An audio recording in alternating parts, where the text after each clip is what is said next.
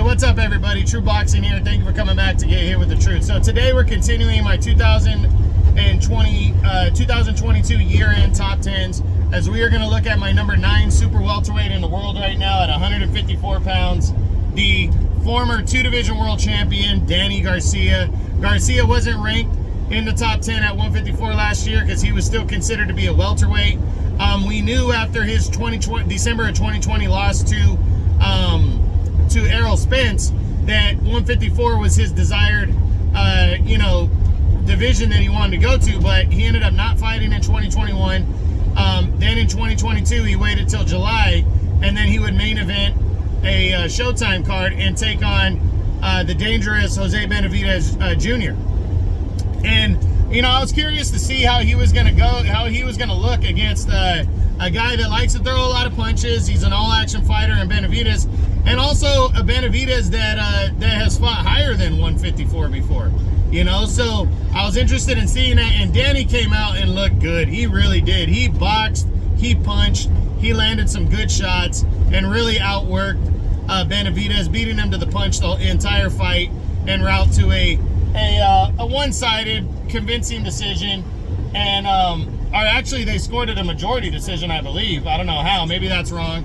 But Danny made a nice debut at 154, and that was good to see. Overall, he's 37-3 with 21 knockouts. He's a WBC's number 4 contender. And if you've been watching Danny Garcia as long as I have, the guy only 34 years old. He really splashed in 2011, 2012. So this guy for over a decade has been a serious contender or champion in boxing. That just doesn't happen all that often. It really doesn't. He's been an effective, serious contender. Now heading into, this year, again, he's a WBC's number 4 contender. I don't know if he gets a crack at a title, but at least not in this weight class. But Danny has made it clear that he is interested in a catchweight, middleweight title fight with Erislandy Lara that would be rumored at 155 pounds, where Lara would have to come down from 160 to 155, but that shouldn't be an issue. Lara made a career at 154 up until a couple years ago, when he moved up to 160, and making weight has never been an issue for him. Excuse me. And the talk is that is a serious fight that could very well happen. So Danny, going for a 3rd championship in a 4th weight class, that could happen because Lara has to wait around for Triple G in the second half of the year for that mandatory consolidation bout, and this fight seems very real. Now, other possibilities, Tony Harrison was rumored, and Danny pretty much can dictate and fight who he wants, but Danny's playing a dangerous game at 154 and higher because these guys hit hard, and this is Danny's 3rd weight class. And Danny wasn't a huge power puncher at 147, so he's going to be undersized, and it's going to be interesting to see who he tries to get in the ring.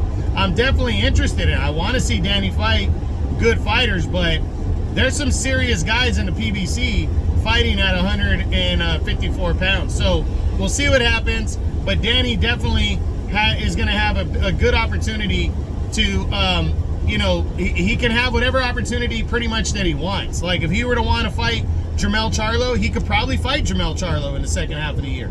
He probably could get that fight. I doubt he'd want to fight Fundora, but he could probably fight him if he wanted to. He could. There was one of my buddies told me that there was talks of him and Brian Castano, which would be good. Brian Castano, not a big super welterweight in terms of height, but definitely brings the fight. So that would be interesting, and that would throw him straight into the mix if he could pull off the win over Castano.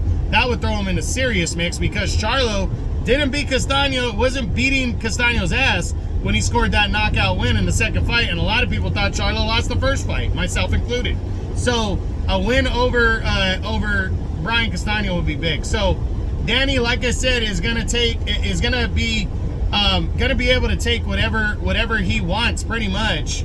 And we'll see if the Lara fight pans out or if the Castano fight happens.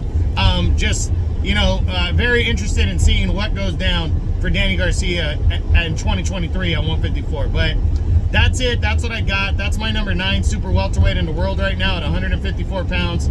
The former 2-division world champion, Danny Swift Garcia. I hope you guys enjoyed the video. If you did, smash the like button, leave a comment, subscribe to the channel as my 2022 year-end top 10s continue. This is True Boxing. You've been hit with the truth.